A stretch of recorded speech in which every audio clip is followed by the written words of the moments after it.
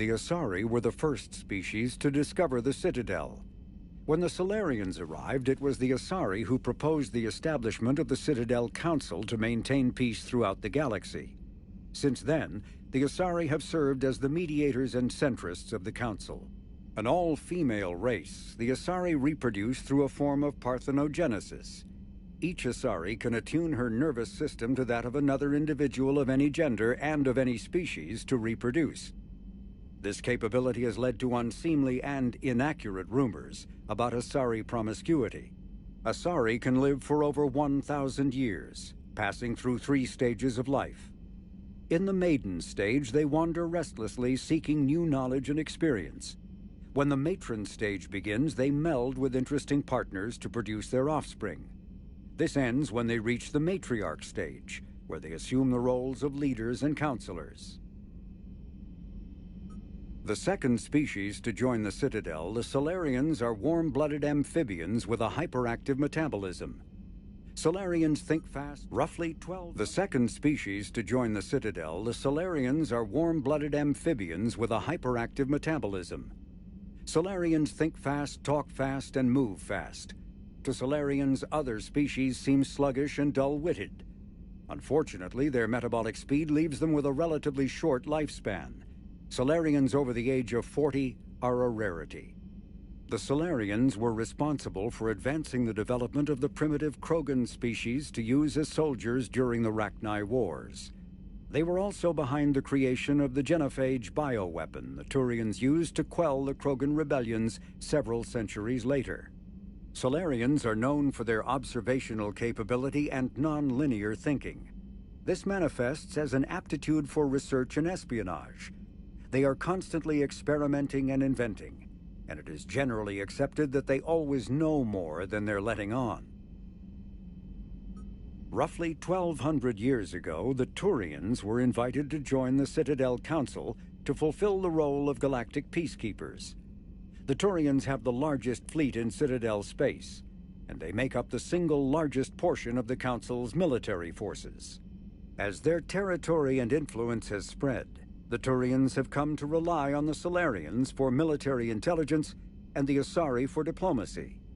Despite a somewhat colonial attitude towards the rest of the galaxy, the ruling hierarchy understands they would lose more than they would gain if the other 2 races were ever removed. Turians come from an autocratic society that values discipline and possesses a strong sense of personal and collective honor. There is lingering animosity between Turians and humans over the First Contact War of 2157, which is known as the Relay 314 incident to the Turians. Officially, however, the 2 species are allies and they enjoy civil, if cool, diplomatic relations. 50,000 years ago, the Protheans were the only spacefaring species in the galaxy. They vanished in a swift galactic extinction. Only the legacy of their empire remains. They are believed to have built the mass relays and the Citadel, which have allowed numerous species to explore and expand throughout the galaxy. Prothean ruins are found on worlds across the galaxy. While surprisingly intact for their age, functioning examples of Prothean paleotechnology are rare. Time and generations of looters have picked their dead cities and derelict stations clean. Some believe the Protheans meddled in the evolution of younger races. The Hanar homeworld of Kage, for example, shows clear evidence of former Prothean occupation. The presence of a former Prothean observation post on Mars has caused a rebirth of interventionary evolutionists among humans. These individuals believe the god myths of ancient civilizations are misremembered encounters with aliens. In the early 2160s, the Alliance began aggressive colonization of worlds in the Skyllian Verge, much to the dismay of the Batarians, who had been developing the region for several decades. In 2171, the Batarians petitioned the Council to declare the Verge a zone of Batarian interest. The Council refused, however, declaring unsettled worlds in the region open to human colonization. In protest, the Batarians closed their Citadel embassy and severed official diplomatic relations with the Council, effectively becoming a rogue state. They instigated a proxy war in the Verge by funneling money and weapons to criminal organizations, urging them to strike at human colonies. Hostilities peaked with the Skillian Blitz of 2176, an attack on the human capital of Elysium by Batarian-funded pirates and slavers. In 2178, the Alliance retaliated with a crushing assault on the moon of Torfan, long used as a staging base by Batarian-backed criminals. In the aftermath, the Batarians retreated into their own systems and are now rarely seen in Citadel space. 2 centuries ago, the Hanar helped 375,000 members of the Drell race migrate to the Hanar homeworld Kage to escape the environmental extermination that had claimed the remaining 11 billion Drell. Nearly all Drell demonstrate tremendous loyalty to their famously reclusive saviors. The intimacy of their relationship, expressed in a formal socio-political alliance called the Compact, also results in extremely close personal relations, in which some Drell actually learn Hanar soul names. While most Drell reside on Kage, some assist Hanar off-world as envoys, researchers, co-investors, wayfarers, assassins, or otherwise, eager to help their saviors. For a century, galactic wisdom has held that behind any high-ranking Hanar hides a resourceful and fanatically devoted Drell.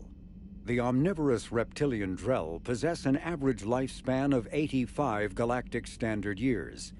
Having evolved on an arid planet, Drell face serious illness on the Hanar homeworld, especially Kepral's syndrome, a fatal bacterial lung disease. The Elcor are a Citadel species native to the high-gravity world Dakuna. They are massive creatures standing on 4 muscular legs for increased stability. Elcor move slowly, an evolved response to an environment where a fall can be lethal. This has colored their psychology, making them deliberate and conservative. Elcor's speech is ponderous and monotone.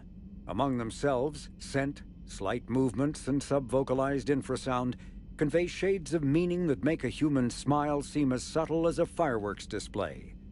Since their subtlety can lead to misunderstandings with other species, the Elcor often go out of their way to clarify when they are being sarcastic, amused, or angry. Dakuna's high gravity impedes mountain formation. Most of the world consists of flat, open plains, which prehistoric Elcor wandered across in small family bands. Modern Elcor still prefer open sky, and can become restless and uncomfortable on long starship journeys. The Geth are a humanoid race of networked AIs. They were created by the Quarians 300 years ago as tools of labor and war. When the Geth showed signs of self-evolution, the Quarians attempted to exterminate them. The Geth won the resulting war. This example has led to legal, systematic repression of artificial intelligences in galactic society.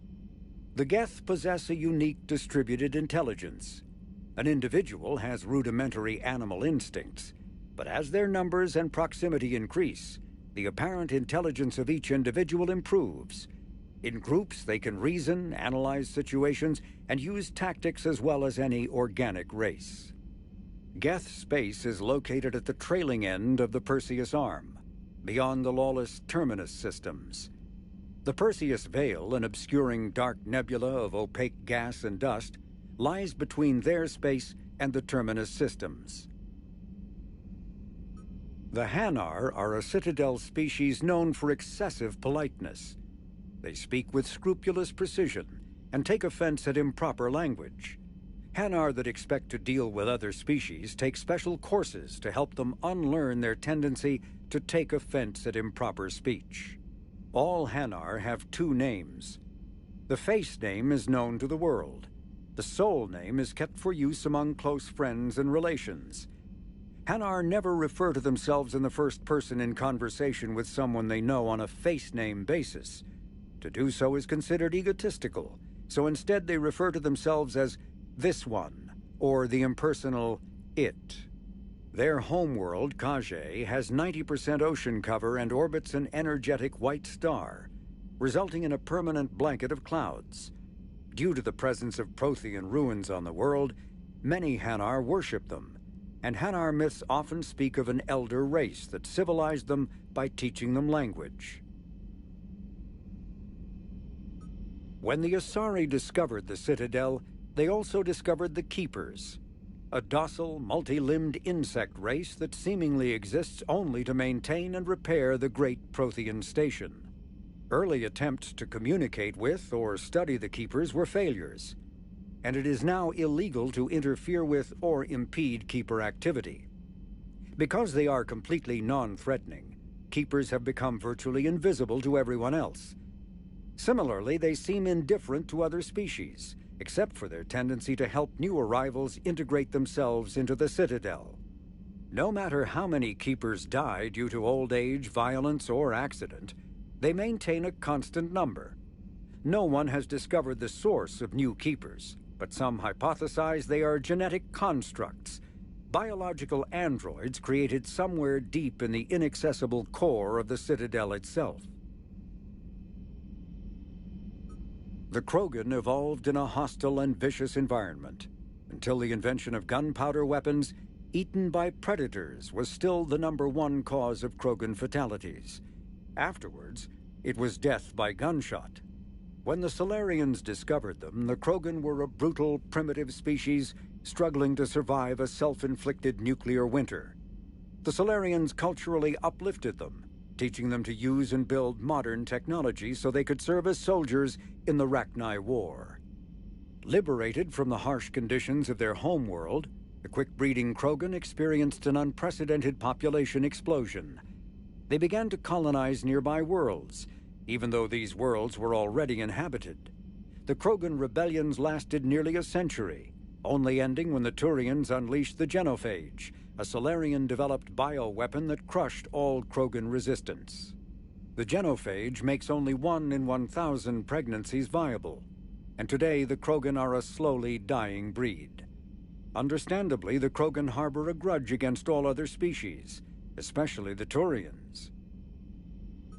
Driven from their home system by the Geth nearly 3 centuries ago, most Quarians now live aboard the Migrant Fleet, a flotilla of 50,000 vessels ranging in size from passenger shuttles to mobile space stations. Home to 17 million Quarians, the flotilla understandably has scarce resources. Because of this, each Quarian must go on a rite of passage known as the Pilgrimage when they come of age. They leave the fleet and only return once they have found something of value they can bring back to their people.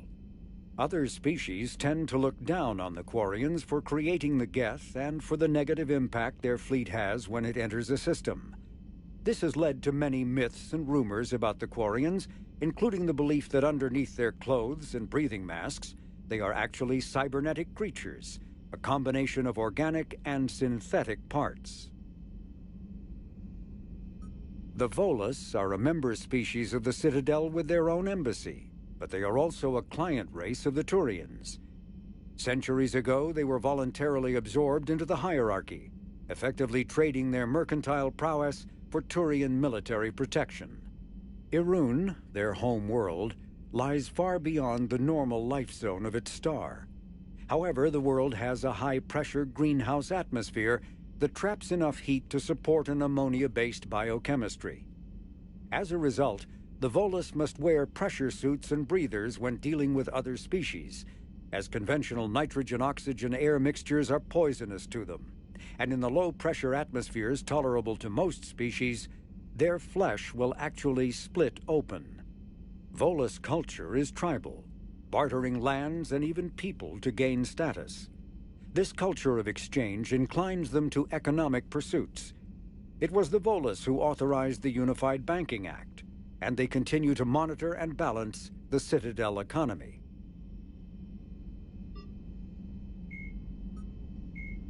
Thresher Moths are subterranean carnivores that spend their entire lives eating or searching for something to eat. Threshers reproduce via spores that can lie dormant for millennia, yet are robust enough to survive prolonged periods in deep space and atmospheric re-entry. As a result, thresher spores appear on many worlds, spread by previous generations of space travelers. The body of a thresher never entirely leaves the ground. Only the head and tentacles erupt from the earth to attack. In addition to physical attacks, Threshers have the ability to project toxic chemicals and emit bursts of infrasound as a shockwave weapon. The Alliance first encountered Threshers on the colony of Akuz in 2177. After contact was lost with the Pioneer team, Marine units were deployed to investigate. The shore parties were set upon by hungry Threshers, and nearly the entire assault force was killed. Alliance forces recommend engaging Threshers with vehicle-mounted heavy weapons. The Citadel is an ancient deep space station presumably constructed by the Protheans. Since the Prothean extinction, numerous species have come to call the Citadel home. It serves as the political, cultural, and financial capital of the galactic community. To represent their interests, most species maintain embassies on the Presidium, the Citadel's inner ring. The Citadel Tower in the center of the Presidium holds the Citadel Council chambers. Council affairs often have far-reaching effects on the rest of the galactic community. 5 arms, known as the wards, extend from the Presidium. Their inner surfaces have been built into cities, populated by millions of inhabitants from across the galaxy. The Citadel is virtually indestructible. If attacked, the station can close its arms to form a solid, impregnable shell. For as long as the station has existed, an enigmatic race called the Keepers has maintained it. Specters are agents from the Office of Special Tactics and Reconnaissance and answer only to the Citadel Council. They are elite military operatives, granted the authority to deal with threats to peace and stability in whatever way they deem necessary. They operate independently or in groups of 2 or 3. Some are empathetic peacekeepers resolving disputes through diplomacy. Others are cold-blooded assassins, ruthlessly dispatching problem individuals. All get the job done one way or another, often operating outside the bounds of galactic law. The Specters were founded after the Solarians joined the Council. For many years they operated in secrecy as backroom problem solvers. Only after the Krogan rebellions did their activities become publicized.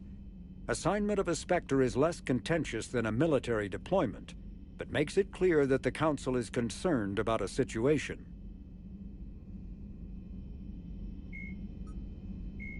When humanity won a position on the Council for its part in defending the Citadel, the Alliance chose Captain David Anderson for the position.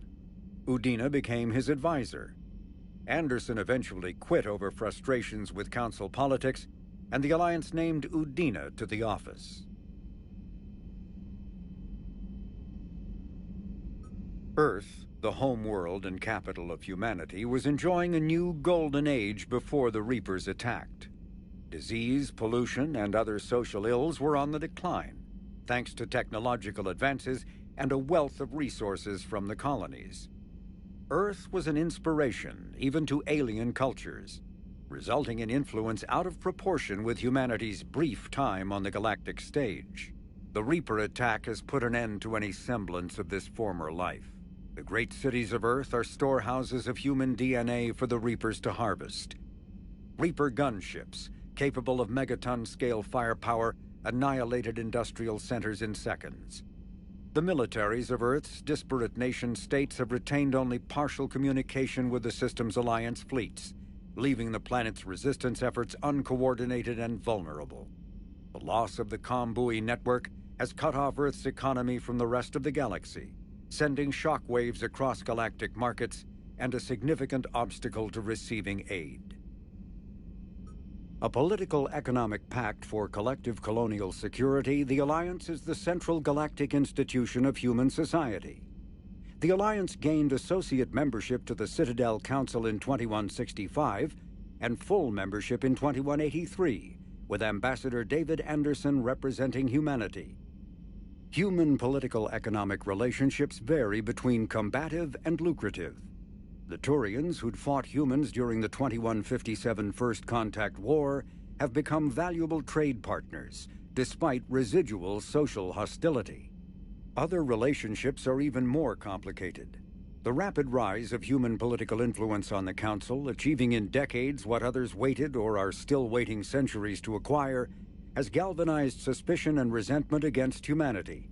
That negativity is vastly outweighed by the respect and trust humanity earned by saving the Council during the 2183 attack on the Citadel, at the cost of Alliance cruisers Cairo, Cape Town, Emden, Jakarta, Madrid, Seoul, Shenyang, and Warsaw, and their 2,400 crew. The Systems Alliance is an independent supranational government representing the interests of humanity as a whole. The Alliance is responsible for the governance and defense of all extrasolar colonies and stations. The Alliance grew out of the various national space programs as a matter of practicality. Sol's planets had been explored and exploited through piecemeal national efforts.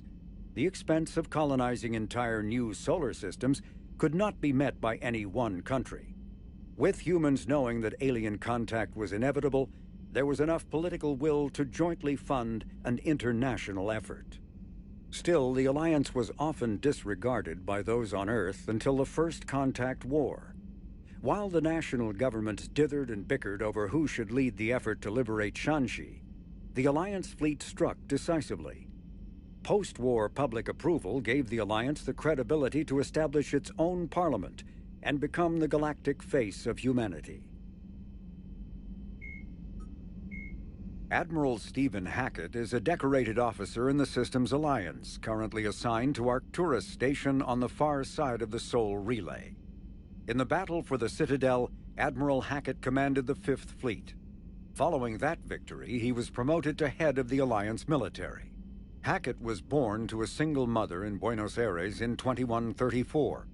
When his mother died in the pandemic of 2146, he was placed in the Advanced Training Academy for Juveniles, where his superior talents in science and leadership quickly became evident.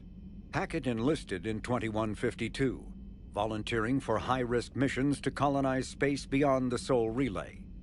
He was commissioned as a second lieutenant on Arcturus Station in 2156, and soon proved his ability in the First Contact War.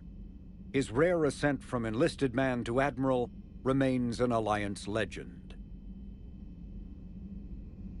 Admiral David Edward Anderson is a career military officer in the Systems Alliance Navy. Born in London in 2137, he later moved to Arcturus Station and became the first graduate of the Alliance's now renowned N7 Marine program. Anderson is one of the Alliance's most decorated Special Forces operatives, and served with honor during the First Contact War. He was the original captain of the SSV Normandy before relinquishing command to his XO, Commander Shepard. After the Alliance victory in the Battle of the Citadel, Anderson briefly served as the Citadel's first human counselor. He soon became embroiled in a Cerberus plot to abduct his friend Kaylee Sanders, however, and learned that he was unable to live a life without action. He stepped down as counselor and returned to the military to prepare for the Reaper invasion. The Alliance Parliament named Donald Udina as his successor. Dr. Liara Tassoni is an Asari information broker with a background in scientific research on Prothean technology. Born on Thessia in 2077, she is the only child of the late matriarch Benezia. Although mother and daughter became estranged in the years before Benezia was indoctrinated by the Reaper known as Sovereign. Tassoni is also a highly trained biotic who served under Commander Shepard aboard the SSV Normandy before the ship was destroyed in a collector attack. Before she became involved in galactic affairs, Dr. Tassoni spent 50 years researching the Protheans' technology and the mystery of their extinction. She now divides her time between uncovering Prothean ruins and consulting with noteworthy representatives of the various Citadel races. The Enhanced Defense Intelligence, or EDI, serves as an information source and cyber warfare defense system on the rebuilt Normandy SR-2. The ship's crew can access EDI at any terminal or through radio contact. During an attack from a collector vessel, pilot Jeff Joker Moreau gave EDI full access to the Normandy systems, allowing the ship to escape. Although EDI retains the control that Moreau gave her, she is usually content to advise the organic crew members who fly and maintain the ship. Garrus Vacarion is a noted Turian sharpshooter and combat engineer. He was born on Palaven and became a Citadel security officer like his father, but left the Force when superiors shut down his investigation into the rogue Spectre Saren Arterius. Vacarion eventually discovered that Saren had been indoctrinated by the Reaper known as Sovereign. Vacarion eventually found his way to the criminal haven of Omega and assumed the name Archangel. There, he and a small group of operatives worked to disrupt the settlement's powerful mercenary groups until Shepard recruited him. The Turian narrowly survived the Second Normandy's attack on the Collectors. More recently, Vacarion has become the head of a Turian task force focused on preparing for the Reaper invasion. Major Caden Alenko is a human biotic and an officer in the Systems Alliance. He served as staff lieutenant under Commander Shepard on the SSV Normandy during the Battle of the Citadel, and now heads the Special Operations Biotics Division at the Alliance Warfare Center. An Alliance tribunal recently called on Alenko to testify about his experience with the Reapers. Alenko suffers from severe headaches because of the early model L2 biotic implants that he was given as a child. The L2 implants have since been discontinued due to the risk of crippling neurological damage. Talizzora, a Quarian machinist, was born in 2161 on the live ship Raya. During her pilgrimage, a rite of passage in which Quarians proved their worth to the fleet, she recovered a Geth memory core that proved a rogue Spectre, Saren Arterius, was working with the Geth. As a consequence, Talizzora became a crew member of the SSV Normandy, where she served under Commander Shepard during the Battle of the Citadel. Talizzora returned to the migrant fleet following the destruction of the First Normandy. Soon after, the Admiralty Board sent her to the former Quarian colony of Haestrom to recover data on the planet's dying sun. Most of her team was killed when they fell under attack from the Geth. But Talizzora herself was narrowly rescued by Shepard and the crew of the rebuilt Normandy. The Quarian rejoined Shepard to help oppose the Collector threat, but her current whereabouts are unknown. Dr. Morden Solus is a master geneticist and former operative for the Solarian Special Tasks Group. Dr. Solus is well known for his work in perpetuating the genophage, a biological weapon that almost completely sterilized the Krogan species. He eventually left the STG to open a clinic on Omega, where his combat skills kept the clinic safe and operational amid Omega's lawless society. In 2185, Commander Shepard recruited Dr. Solus to research the Collectors and the Reapers. He was a member of the Normandy crew that traveled beyond the Omega-4 relay to attack the Collectors. He survived the mission, but his current whereabouts are unknown. Jacob Taylor is a human biotic, and was Flight Lieutenant Jeff Joker Moreau is a respected pilot with the Alliance Navy. Born and raised on Arcturus Station, he is widely considered to be the best helmsman in the Systems Alliance. Moreau enlisted with the Navy directly out of school and quickly gained the respect of his superiors. He served as pilot of both the Normandy SR-1 and its successor, the SR-2, and was at their respective helms during the Battle of the Citadel and the assault on the Collectors. Moreau suffers from Vrolik syndrome, a rare debilitating disorder also known as brittle bone disease. Miranda Lawson is a high-ranking former Cerberus operative and a human biotic.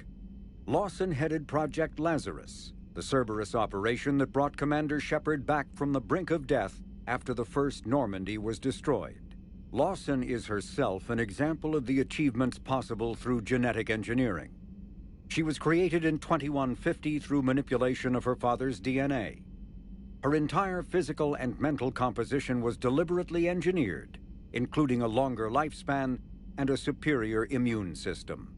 Lawson accompanied Commander Shepard on the maiden voyage of the Normandy SR-2 and was part of the crew responsible for the defeat of the Collectors. She has since left Cerberus. Her current whereabouts are unknown. Dr. Karen Chakwas is a trauma surgeon and a major in the Alliance Navy. She served on the SSV Normandy under both Captain Anderson and Commander Shepard, and was aboard the ship when it was destroyed by the Collectors. She later quit the Alliance in order to rejoin Shepard on the Cerberus-built Normandy SR-2. Along with most of the Second Normandy's crew, Dr. Chakwas was kidnapped by the Collectors and taken beyond the Omega-4 relay, where Commander Shepard eventually rescued her.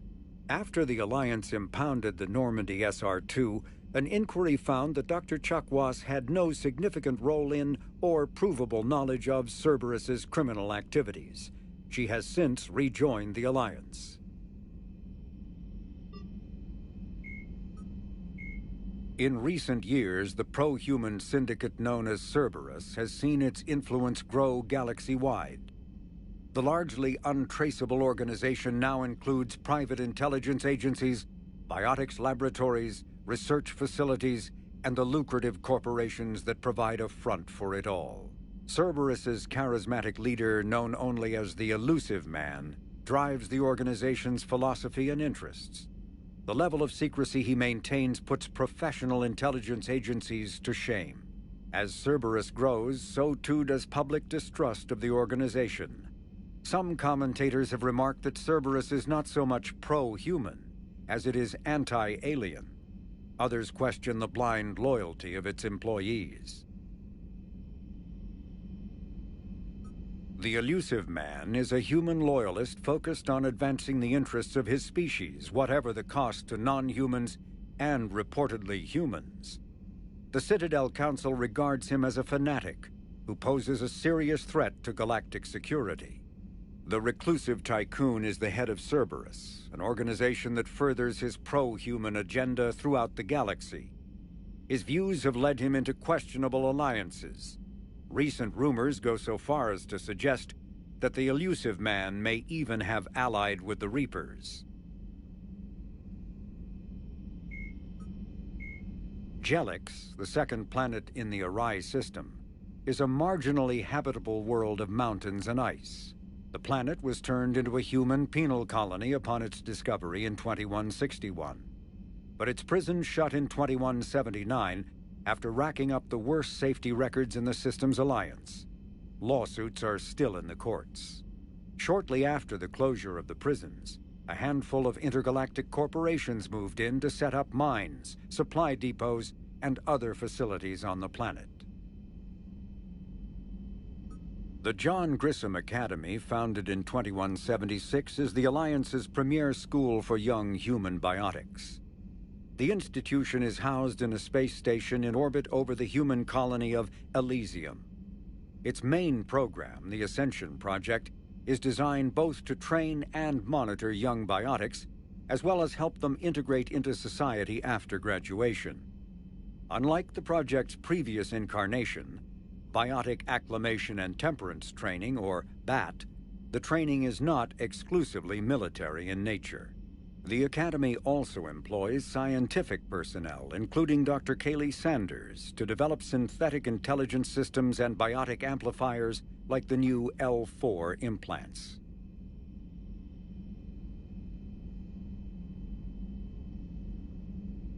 An unremarkable world located far from regularly traveled trade routes, Lessus is inhabited only by a small Asari colony. The main feature is a monastery that houses a large population of Asari with active or latent Ardot-Yakshi genes, a disorder that causes the death of anyone who mates with the afflicted Asari. Although some of the colonists exiled themselves voluntarily, many were sent to Lessus by their families to protect society from their deadly potential. The monastery emphasizes individual sacrifice for the good of the community. Latent Ardot-Yakshi, as well as active sufferers who show that they can control their condition, may be offered a chance to reintegrate into Asari society after spending sufficient time on Lessus. Active Ardot-Yakshi whose psychological profiles show capacity for neither empathy nor re-education are confined to the monastery for life. The planet Ranoc, an arid planet orbiting an older star in the Tikkun system, is the former Quarian Homeworld. Almost 300 years ago, the Quarians were driven from Ranoc by the Geth, synthetic servants who gained sapience and rebelled against their creators. Although Ranoc is now largely uninhabited, The Geth have acted as caretakers, working to repair the planet's ecology, restore ancient structures, and cultivate some farmland. Ranoc has no insect life. As a result, its pollinating plants evolved to rely on animals for propagation. This symbiosis between flora and fauna is responsible for the Quarians' weakened immune systems, which made colonization of other planets extremely difficult after their exile from Ranoc. For many Quarians, reclaiming their home world from the Geth is a matter of both cultural and physiological necessity. Alternating between large oceans and land masses covered in flora, the Solarian homeworld Surkesh is known for its humid climate and lush vegetation. As with the rainforests that once covered Earth, the planet's many forests enjoy a rich biodiversity. The Solarian desire for intellectual stimulation drove them long ago to explore every aspect of their environment, developing ways to thrive without consequences detrimental to their habitat. The areas near major cities and industrial centers are meticulously maintained, with an eye towards ensuring that sunlight penetrates to the ground level, and that established paths through the jungle are kept clear for travel. Burngrass, a soil-enriching and adaptable weed native to Surkesh, has become a major export because of its value for terraforming. The Asari homeworld, Thessia, is the core of the largest economy in the Milky Way. The planet's reserves of Element Zero are so vast that they affect its price galaxy-wide. Because life on Thessia evolved in an ESO-rich environment, the world is home to a wealth of both biotically active and ESO-resistant species. Travel to the planet is strictly controlled, but smuggling remains an issue. Thessia is host to varying republics instead of a single government, and although each maintains a formidable military, it is notable for having long been free of internal or external wars. The Asari are renowned for their cultural and political dominance, and they excel in ambassadorial ventures. They have a strong presence in Citadel politics and galactic policy. However, it is the unfocused political structure of their homeworld that has left the Thessians unprepared for the current conflict. Tuchanka, the Krogan homeworld, boasts extreme temperatures, virulent diseases, and predatory fauna. Around 1900 BCE, the Krogan discovered atomic weapons and promptly sent their planet into a nuclear winter. The majority of the population retreated to underground bunkers, and Krogan culture slipped into a dark age, dominated by tribal clans. In 80 CE, decades into the Rachni Wars, the Solarian Union made first contact with the primitive Krogan and initiated a cultural uplift to shape them into a modern army capable of confronting the Rachni. During this uplift, the Solarians constructed the Shroud facility on Tuchanka to shield the planet from harmful forms of solar radiation. Later, during the Krogan rebellions, reproductive rates were curtailed by the genophage, ensuring the Krogan remained a species in decline and Tuchanka a desolate wasteland. Cerberus built the Normandy SR-2 as a second-generation version of the Alliance frigate SSV Normandy after the Collectors destroyed the original. The SR-2's many alterations produced a craft nearly double the original size, requiring an even larger Tantalus drive core to compensate. Its state-of-the-art Kodiak shuttle can make landings the original Normandy could not attempt. The Enhanced Defense Intelligence, an AI known colloquially as EDI, coordinates many of the ship's combat functions, assisting and even supplanting human piloting. The Alliance has recently appropriated and refurbished the SR-2. In addition to tight beam communicators, the Quantum Entanglement Communicator, QEC, provides instantaneous contact with Alliance command. Originally created to covertly insert Alliance Marines into hostile environments, the UT-47 shuttle has since been sold to allies, recovered by enemies, and had its specifications stolen by spies. In one form or another, this durable transport is now used in all corners of the galaxy. A-model Kodiaks feature a front-mounted mass accelerator cannon that can be used in an anti-vehicular role. Since the shuttle lacks proper gun ports, soldiers often open the side hatch to fire on enemies. This is discouraged in Alliance manuals since it exposes the interior to return fire. Flying the 47A during atmospheric combat requires considerable skill. The pilot must reduce the vehicle's mass for speed and handling, while maintaining enough mass to resist recoil, incoming fire, and inclement weather. More than one pilot has overstressed the Kodiak's field generator and ended up on the battlefield instead of above it. Asari-made Solaris armor can resist even the tremendous heat and kinetic energy of starship weapons. The armor is nearly unsurpassed in strength because its central material, carbon nanotube sheets woven with diamond chemical vapor deposition, are crushed by mass effect fields into super-dense layers, able to withstand extreme temperatures. That process also compensates for the diamond's brittleness. Diamond armor itself has two limiting disadvantages. First, while nanotubes and CVD diamond construction have become cheaper in recent years, it remains prohibitively expensive to coat starships or aircraft larger than fighters in Solaris material. Second, the armor must be attached to the ship's superstructure, so shock waves from massive firepower can still destroy the metals beneath the armor itself. A popular misconception holds that the diamond composition of Solaris armor gives it a sparkle. In fact, atmospheric nitrogen impurities during the super-hot forging process give the armor a metallic gray or yellow sheen. Cyclonic barrier technology, CBT, attempts to solve the higher-end limitations of traditional kinetic barriers. Traditional barriers cannot block high-level kinetic energy attacks, such as disruptor torpedoes, because torpedo mass effect fields add mass. The CBT violently slaps aside rather than halting incoming linear force. By rotationally firing their mass effect field projectors, ships create rapidly oscillating kinetic barriers instead of static ones. Shooting through the CBT is like trying to shoot at a target inside a spinning ball. Significant drawbacks to current CBT configuration prevent its use on anything other than frigates and fighters. Its many high-frequency sensors and emitters require frequent maintenance and replacement. A partially damaged CBT can endanger its operator, who is surrounded by rotating mass effect fields, skewing in unpredictable directions. Fortunately, if an emitter is damaged, the CBT corrects to become a traditional shield array, a safety feature that makes it most effective during opening volleys. After the Battle of the Citadel, human and Turian volunteers spent 3 months clearing the station's orbit of debris. During the cleanup, the Turians secretly salvaged Sovereign's powerful main gun, along with much of the weapon's Element Zero core.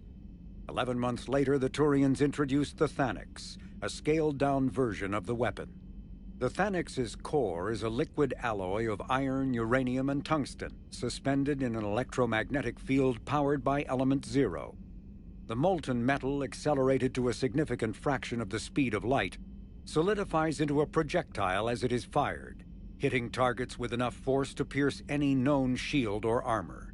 The gun can fire reliably every 5 seconds. The weapon's relatively small size allows it to be mounted on most fighters or frigates. It is now widely used by the Alliance military and is the primary weapon on the refurbished Normandy SR-2. Biotics is the ability of rare individuals to manipulate dark energy and create mass effect fields through the use of electrical impulses from the brain.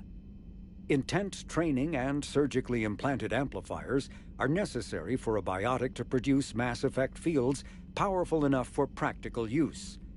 The relative strength of biotic abilities varies greatly among species and with each individual. There are 3 branches of biotics. Telekinesis uses mass-lowering fields to levitate or impel objects. Mass-raising kinetic fields are used to block or pin objects. Distortion uses rapidly shifting mass fields to shred objects. Most organic species are capable of developing biotic abilities, though there are risks involved. Biotics are the result of in utero exposure to element 0. This usually causes fatal cancers in the victim, but in rare cases it coalesces into nodules within the fetus's developing nervous system. When subjected to an electrical current, the rare material dubbed element 0, or EZO, emits a dark energy field that raises or lowers the mass of all objects within it. This mass effect is used in countless ways, from generating artificial gravity to manufacturing high-strength construction materials. It is most prominently used to enable faster-than-light space travel. EZO is generated when solid matter, such as a planet, is affected by the energy of a star going supernova. The material is common in the asteroid debris that orbits neutron stars and pulsars. These are dangerous places to mine, requiring extensive use of robotics, telepresence, and shielding to survive the incredible radiation from the dead star. Only a few major corporations can afford the setup costs required to work these primary sources. Humanity discovered refined element 0 at the Prothean research station on Mars, allowing them to create mass effect fields and develop FTL travel. Element 0 can increase or decrease the mass of a volume of space-time when subjected to an electrical current. With a positive current, mass is increased. With a negative current, mass is decreased. The stronger the current, the greater the magnitude of the dark energy mass effect. In space, low-mass fields allow FTL travel and inexpensive surface-to-orbit transit. High-mass fields create artificial gravity and push space debris away from vessels.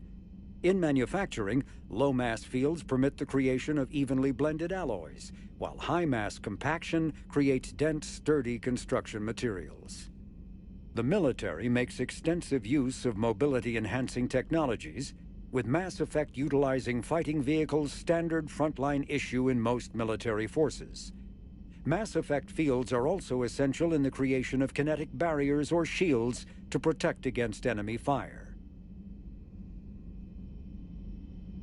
Once believed to be of Prothean origin, mass relays were in fact created by the Reapers, using technology far beyond that of other living species. The enormous structures, scattered throughout the stars, create corridors of virtually mass-free space. This allows instantaneous transit between locations normally separated by years or even centuries, using conventional FTL drives. Primary mass relays can propel ships thousands of light years. The flight path, however, is fixed to a single relay elsewhere in the galaxy. By contrast, secondary relays, while only capable of propelling ships a few hundred light years, can reach any other relay within their limited range. Many primary relays lie dormant, their destinations not yet known. These relays are often left inactive on purpose, as established civilizations are unwilling to blindly open a passage that might connect them to a new hostile species. The Reapers do not share the same concern, and freely use the dormant relays. Element 0. Omni tool. Metagel is a common medicinal salve used by paramedics, EMTs, and military personnel. It combines several useful applications: a local anesthetic, disinfectant, and clotting agent all in one. Once applied, the gel is designed to grip tight to flesh until subjected to a frequency of ultrasound. It is sealable against liquids, most notably blood, as well as contaminants and gases. The gel is a genetically engineered bioplasm created by the Certa Foundation, a medical technology megacorp based on Earth. Technically, Metagel violates Council laws against genetic engineering, but so far it has proved far too useful to ban. Omni tools are handheld devices that combine a computer microframe, sensor analysis pack, and manufacturing fabricator. Versatile and reliable, an Omni tool can be used to analyze and adjust the functionality of most standard equipment, including weapons and armor, from a distance. The fabrication module can rapidly assemble small three-dimensional objects from common, reusable industrial plastics, ceramics, and light alloys.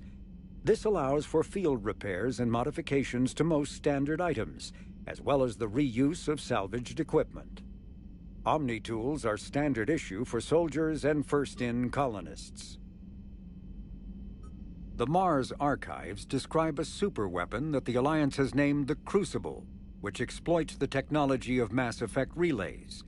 Beyond the basic principles, however, researchers know little about how the weapon actually works. One popular theory suggests that since relays can transfer matter and energy across the galaxy with little regard for distance, it may be possible to create a weapon for which range is barely a factor. Duplicating the advanced science used to build the relays has proven difficult, however. If the Crucible were completed, the challenge would become tuning the weapon to kill a Reaper halfway across the galaxy without inflicting unthinkable levels of collateral damage. What is clear is that the Crucible's construction is a massive effort, drawing resources from throughout explored space. Staggering financial costs have been disregarded in the common effort to create something, anything, that can stop the Reapers. The genophage bioweapon was created to end the Krogan rebellions. The Turians fought the Krogan to a standstill, but the sheer weight of Krogan numbers indicated they could not be stopped through conventional means. The Turians collaborated with the Solarians to engineer a genetic counter to the Krogan's rapid breeding. The genophage virus replicated by eating key genetic sequences, altering every cell of Krogan physiology, so the Krogan could not use gene therapy to fix the affected tissues. Once a genophage strain could replicate no more, it would starve and die, limiting mutation and contamination. In addition, the created genetic flaw is hereditary. The resulting mutation made only 1 in 1,000 Krogan pregnancies carry to term, reducing offspring viability rather than fertility. Krogan warlords fought battles over the females able to carry children to term.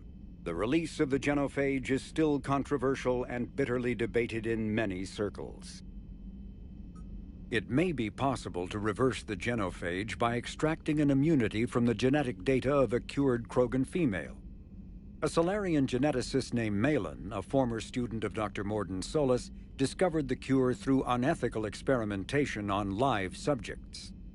The complexity and durability of the genophage derives from biochemical countermeasures that the Solarians wove into the plague in an attempt to make the sterilization incurable. No one is certain of how Malin circumvented the countermeasures, but his work was complete enough to allow replication of his results. In its original form, the cure restored fertility but severely compromised the immune system. This resulted in slow, painful death for all but one of Malin's test subjects. If the beneficial aspects of the cure can be isolated, a specially tailored virus could repair the affected genes in other Krogan.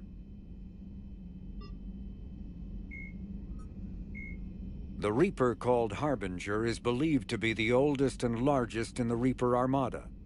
From the reaches of dark space, Harbinger managed to control the Collectors, a race of human-sized insectoid bipeds, as it sent them on a campaign to kill and gather humans from vulnerable colonies.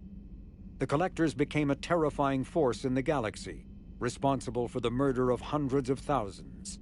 Surviving colonists have described the tone of Harbinger's threats heard through the Collectors as they attacked as visceral and terrifying. Alliance intelligence has tentatively identified Harbinger as one of the Reapers leading the attack on Earth. A myth common to several cultures in the galaxy, Reapers were once imagined as space monsters that consumed entire stars. Archaeologists who searched for the sources of such myths found little besides the themes of all-consuming devils that are common to primitive cultures. Although accurate information about the Reapers remains scarce, the galaxy now knows that the Reapers are not a myth. They are a real and devastating threat. Sovereign was the first Reaper encountered by the modern Citadel races. Military leaders initially assumed that Sovereign was a Geth or Prothean flagship commanded by Saren Arterius, a rogue Specter. The truth was far more alarming. The massive ship was itself intelligent, and Saren proved to be under its control. The attacks by Sovereign against Eden Prime and the Citadel removed any uncertainty about the Reaper's technological superiority. Sovereign's formidable shielding and firepower allowed it to hold off the combined fleets of the Citadel, and its mass effect fields proved powerful enough to let the enormous vessel land on a planet's surface. Sovereign's mission, to open a mass relay that would transport the other Reapers from dark space, proved its undoing. During the Battle of the Citadel, Sovereign linked its consciousness to Saren's. When Saren's death corrupted the signal and shut down Sovereign's shields, Sovereign's destruction soon followed.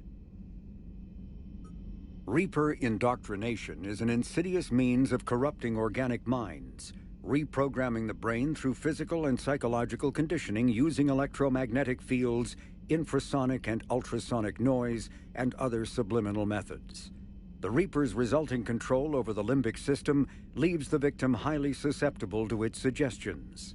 Organics undergoing indoctrination may complain of headaches and buzzing or ringing in their ears. As time passes, they have feelings of being watched and hallucinations of ghostly presences. Ultimately, the Reaper gains the ability to use the victim's body to amplify its signals, manifesting as alien voices in the mind. Indoctrination can create perfect deep cover agents. A Reaper's suggestions can manipulate victims into betraying friends, trusting enemies, or viewing the Reaper itself with superstitious awe. Should a Reaper subvert a well-placed political or military leader, the resulting chaos can bring down nations. Long-term physical effects of the manipulation are unsustainable. Higher mental functioning decays, ultimately leaving the victim a gibbering animal. Rapid indoctrination is possible, but causes this decay in days or weeks. Slow, patient indoctrination allows the thrall to last for months or years. The Citadel races have classified the known variants of Reapers into 4 types. Capital ships are Sovereign-class Reapers 2 kilometers in length. They typically target the dreadnoughts, defense installations, and industrial cities of organic civilizations. Experts believe the Reapers harvest a single species of organics during each cycle of extinction to create these massive ships. Some capital ships are capable of launching small drones equivalent to fighters.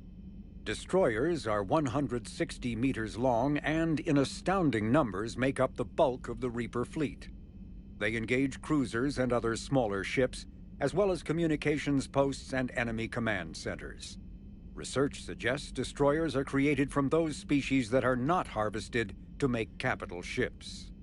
Troop transports carry husks to unconquered planets and bring victims of the harvest to Reaper processing centers. They vary in length from 200 meters to 1 kilometer, but unlike capital ships and destroyers, do not appear to be self-aware. Instead, other Reapers operate troop transports remotely. Processors, also called slaughter ships, are mobile centers for mass DNA harvesting. Like troop transports, processors appear to be remotely operated by sapient Reapers. Banshees are the corrupted Asari often found leading a Reaper strike force. The Reapers create them specifically from Asari with active or latent predispositions to becoming Ardot Yakshi, a rare neurological condition that enhances the Asari's biotic power while causing the immediate death of anyone she mates with. Lumbering as though in constant pain, the emaciated Banshees are surprisingly durable opponents. They are devastating biotics, able to hurl lethal balls of energy and create shock waves as they regenerate.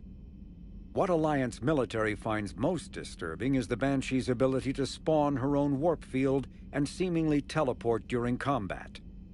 Although their wails have no apparent physiological effect, the psychological impact is undeniable. When Banshees die, their Ardot Yakshi genetics twist against them, causing a biotic implosion to ensure they evade capture. The Brute is a hulking amalgamation of Turian and Krogan victims of the Reapers. Because tissue from dextroprotein species like the Turians is incompatible with levoprotein species like the Krogan, implants regulate the brute's body chemistry to combat organ rejection. It is the fusion of Turian military skill and Krogan blood rage that makes the brute such a formidable enemy, capable of destroying armored vehicles to get to the soldiers inside. Troops are advised to keep their distance and, whenever possible, not engage a brute alone. Cannibals are frontline Reaper units created from corrupted Batarians. The nickname refers to their propensity to devour the bodies of fallen comrades. This triggers a biochemical process through which the cannibals spontaneously heal themselves and grow new chitinous armor. The transformation also appears to give cannibals a greater awareness of their surroundings, leading to more strategic behavior and careful use of battlefield cover. The sight of a Reaper harvester in flight nearby is one of the first indications that a Reaper invasion is underway. Their massive wingspan allows them to quickly cover the distance between them and their prey. In the harvester's mouth are two heavy guns that fire in an alternating pattern. The harvester's most fearsome quality, however, is that its appearance guarantees that Reaper ground troops are not far behind. Husks are the aggressive, mindless foot soldiers of the Reaper armies. They are created by impaling either living or dead humans on mechanical spikes that rapidly extract water and trace minerals and replace them with cybernetics. These cybernetics reanimate the lifeless flesh and tissue, transforming the bodies into horrifying killing machines. The Reapers use large groups of Husks to overwhelm the enemy. The Husks' inability to feel pain, as well as their tendency to attack in groups, makes them particularly deadly adversaries. Marauders are harvested Turians that command and protect other Reaper troops. The lean, armored creatures present a significant threat in and of themselves, but they are especially dangerous when leading a Reaper task force. Alliance Marines have observed Marauders fortifying Husks and cannibals by enveloping them in a ribbon of energy that forms a scabby shell of armor. For this reason, when Alliance soldiers encounter a Marauder alongside Husks or cannibals, standing orders are to target the Marauder first. Ravagers are former Rachni that the Reapers have transformed into heavy artillery through a process of implantation and genetic modification. As walking organic turrets, they can sustain and inflict considerable damage. Ravagers bear egg sacs that continuously spawn swarmers. If the sacs are destroyed either during combat or upon the Ravager's death, their entire contents burst forth to charge the enemy and explode on contact. A dead Ravager expels a caustic gas and an acidic puddle. Alliance scientists have theorized that it is easiest for the Reapers to maintain control over units of Rachni genetic extraction because of the species' neurological predisposition for hive mind consensus. The Reaper weapon, nicknamed Black Star, is so advanced that Alliance scientists can only offer speculation about how it works. The gun appears to exploit an Element Zero core and mass effect fields to fire gravitational singularities, micro-black holes that revert to their natural lethality when they impact a solid object. Researchers theorize that the blast tears apart the strong nuclear forces that hold the target's atoms together, resulting in a localized fusion reaction in light atoms and a localized fission reaction in heavy atoms. If that hypothesis is correct, the weapon alters nuclei, thus changing the chemical composition of the target. This destroys organic tissue, corrodes surviving armor, and leaves a visible trail of light-emitting particles. Although some might argue that the Black Star's single-launch capability makes it a liability, its capacity for utter destruction is essential when the user requires large-scale, instantaneous damage. Like the Geth plasma shotgun, the Spitfire is not a true energy weapon. Instead, the minigun magnetically flings clusters of superconducting toroids. These donut-shaped projectiles are designed to shatter upon impact, arcing electricity between the fragments and flash converting them to plasma. The gun's punishing automatic blasts impact with the heat of a cutting torch. The weapon's stopping power has garnered the attention of both Alliance and Quarian intelligence, who theorized that the Spitfire may have been designed to destroy other Geth. Enough Spitfires have been found in the field to suggest that the weapon is out of the prototyping stage and that a schism among synthetics may have forced them into production.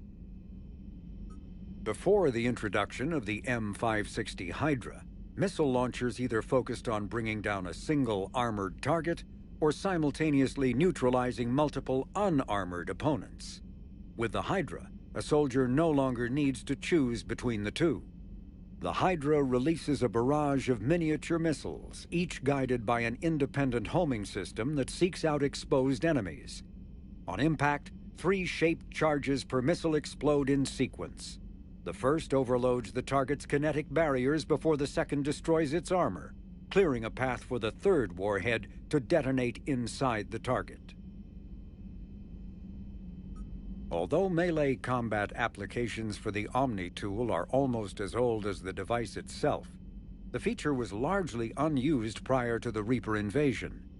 The need to take on multiple Husks in close quarters forced the Alliance to develop ways to enhance the tool's offensive capability. The most common melee design is the Omniblade, a disposable silicon carbide weapon flash-forged by the tool's mini-fabricator. The transparent, nearly diamond-hard blade is created and suspended in a mass effect field safely away from the user's skin. Warning lights illuminate the field so the searing hot blade only burns what it is intended to: the opponent. More technically adept soldiers frequently modify their Omni tools to maximize stopping power through electrical, kinetic, or thermal energy. Some troops integrate the weapon with their kinetic barriers, transforming the Omni tool into a wrist-mounted bludgeon. Others fabricate flammable gases, held in place by a mass effect field and ignited upon impact. All prove deadly surprises for opponents who expect a disarmed Alliance warrior.